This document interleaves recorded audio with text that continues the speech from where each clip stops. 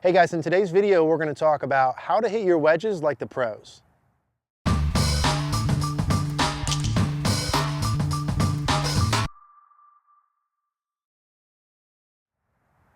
Hey guys, so just a little heads up on what today's video is, how to hit your wedge shots like the pros. This video is all about trajectories. Now, this video is actually one of our premium videos from CogornoGolf.com, our membership site. We wanted you guys to get a taste of what those videos were like. I hope you guys enjoyed. If you do want to check out CogornoGolf.com, we have a full course on wedges where this is just one of them. The link will be in the description down below. I hope you guys enjoy. As always, if you have any questions, leave me a comment down below. Thank you.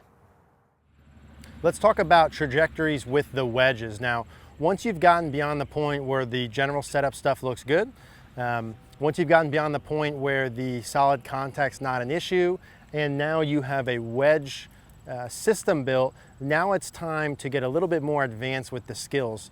When we talk skills with wedges, generally we'll break them into two categories. We think about it from a sense of what kind of skills could you have with your wedges beyond having your system in place that could allow you to hit the ball even closer to the hole. We know this distance is a key distance for a lot of us, for birdie opportunities, for salvaging par.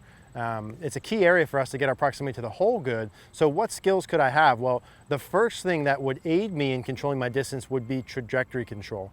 And that is my ability to hit the ball higher than normal or lower than normal on command, and build that on top of my wedge system to be able to hit my spots. Now, if you don't have solid contact and if you don't have a wedge system, none of this matters that much, okay? Literally for a lot of you, just getting the setup pieces right, getting the contact in the system is like 90% of the game. You're gonna hit the ball close enough and score better. But for those of you that have that and wanna take it to another level, this is important. And for those of you who aren't maybe quite there yet, to start sort of dipping your toes into this and getting the skill advantage of it. So hitting it lower and higher than normal. What I'd love you to eventually have is what I have with my wedges, right? So the wedges are a strength of my game. I told you already in the previous video that I have a swing system for each length. So I said, you said 60 yards to me, I'd say above hip. But I also have a 60-yard low shot and a 60-yard high shot. So any 60-yard shot that I have, I can hit low 60, medium 60, or high 60. If you don't master these trajectory skills, you just have medium. And there are certain circumstances. If the pin's way back in the green, I might want to hit a lower 60-yard shot that skips back. If the pin's way up front, tucked over a bunker, I might want to hit a high 60-yard shot where I don't have a lot of green to work with. So let's talk first about how to hit the trajectories, and then we'll run through and I'll show you some examples. So hitting trajectories, let's start with the low shot. If I took my normal setup here for, I'll just do a 60-yard wedge shot, what setup adjustments would I do to hit the ball lower than normal? Well, if I want to hit the ball lower than normal, there's two things you have to know going into it. What affects the height the most with my wedges are two things. One is the loft of the club. So if I want to hit the ball lower than normal, I want less loft. Are you with me on that? I want less loft to hit the ball lower. That's one. And the second part is angle of attack. Okay, so the more down I hit on the golf ball, the more down my angle of attack is, the lower the ball is. So if I want to hit the ball low, I want less loft and I want to hit more down. What setup pieces would I do to accomplish that goal? Well, what I would do is I would first take the ball position and I'd put it more back in my stance. Why would I put it back in my stance? The more back in my stance it goes, the easier it is to hit down on the ball. I just told you hitting down more makes it go lower, right? And the second part is I would have my handle or the shaft be leaning more towards the target than normal. Watch the club as I do that. What happens? Am I adding loft or taking loft off when I lean the handle forward? I'm taking loft off, right? So ball's back, handles forward. I might throw a little more weight on my left leg, maybe 60-40, maybe even 70-30 here, again to help take the loft off and hit more down. So 60 yards, ball's back, handles forward, weights forward. I'm gonna hit a little more down on the ball compared to normal. That's first. So there's my 60-yard low shot. Now, in swing, can I do anything, right? Those are just setup pieces. Ball back, hands forward, weight forward. What do I do in swing? Well, we wanna pay attention to the follow through and the effect that has on the trajectory. If I wanna hit the ball the lowest and lower the trajectory, I would follow through like this. What is like this? The butt of the club would be the farthest from my body. So I would have the widest arc, the widest follow through, and the club head would stay below my hands or closer to the ground. So here's my low follow through here, right? Here would be my medium normal follow through.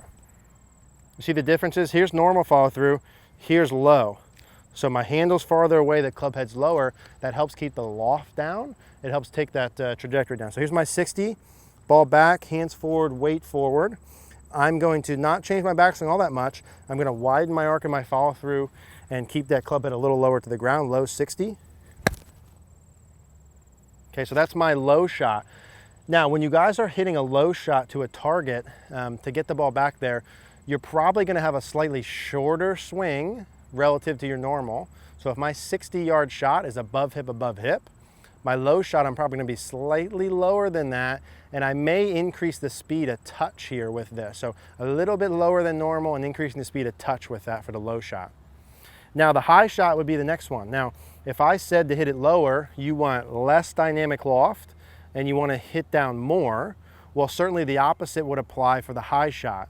If I want to hit the ball higher, I want more dynamic loft and I want to hit down the least. I'd really like to pick the ball off the ground or really sweep the ball off the ground with that. So what would I do for my setup to hit those shots? Well, if I took my normal setup here for 60, if I wanted to hit the ball higher, I'd put the ball forward now. I might open the face a little bit here to add more loft. Okay, my weight in my feet's gonna be 50-50. And now during my downswing, I'm gonna really feel like that club head gets low to the ground early, like I have a really long flat spot here, instead of hitting very far down on it for the low shot. So face is open, wider arc, and in the follow through now, my release is gonna be very different for the high shot. Butt of the club's very close to my body. Club head finish is very high in the air. So here again would be my low finish. Here's my medium. Here's my high. So you see the differences in that. Now this is the closest, the club head is the highest. So for 60 yards, here's my high shot, ball a little forward, face a little open, little longer swing than my normal 60. So if my 60 is above hip, I'm gonna go a little bit longer, face a little open. I'm gonna try and sweep it off the ground with my high follow through. So that was a little bit higher than normal. It was a pretty good 60-yard shot. So when you're doing trajectories, you're changing your setup pieces accordingly. You're gonna change your follow through pieces. So your focus is mostly on setup and follow through. Now, like I said, when you hit the lower version, probably a little shorter swing than your normal, maybe a little faster. And when you hit the high one, it's gonna be a little longer swing than your normal. And again, maybe a little bit more speed there with that. Now, the only other piece I want to touch on with that is going to be the hinge amounts, and this is a general thing as well, which is, hey, when I'm doing these, should I hinge any different or not hinge during my backswing to hit it low, medium, or high? And the point I want to get across is that it doesn't matter much. If I were going to do just a normal wedge shot, I would have a gradual hinge. If I had 0 hinge at address and 100% a hinge during my backswing, I'd gradually go from 0 to 100, and I'd have what I would call maybe a normal amount of hinge. What is a normal amount? Maybe about 90 degrees. I'm not looking to have a ton of hinge. I'm probably not going to be completely unhinged. I'd have a normal amount of hinge, just like when you make your backswing, the club hinges normally. Now, if you're going to add a lot of hinge back, what needs to happen is you need to unhinge a lot on the way through.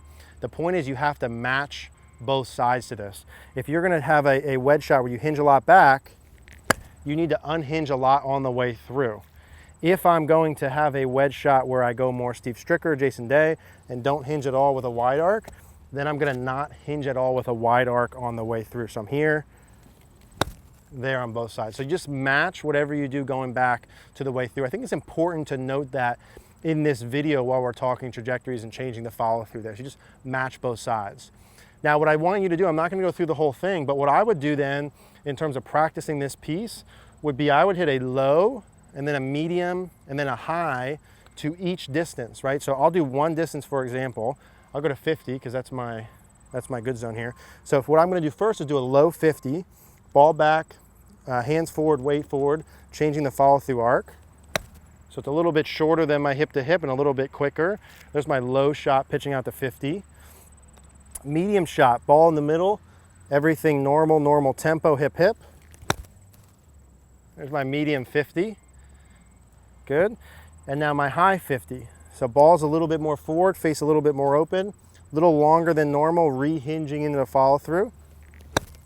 And there's my higher than normal 50. So what you would want to build in from a practice setting, like all of you that are probably breaking 80 or shooting around par, is you want to go low, medium, and high to 30, low, medium, and high to 40, low, medium, high to 50, all the way to 100. And heck, if I were you, I'd do that all the way through my pitching wedge, 9-iron and 8-iron. If you're really serious about your ball control with your wedge, you should be really serious about your ball control with your short irons. You should go low, medium, and high from 30 all the way to 150. Imagine if you could control the distance that good at each trajectory when you go on the course. You should never struggle with distance control. But for the point of this, build 30 up to 100, learn those general pieces first, just hit some, and then build that into your system so you have a low, medium, and high swing for each distance. Hey guys, thanks for watching the video. If you guys liked the video, please click the like button down below.